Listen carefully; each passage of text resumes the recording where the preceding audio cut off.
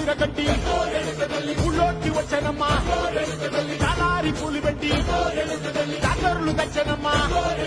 తంగేడు పూలు పెట్టి కంకాణ దూకేనమ్మా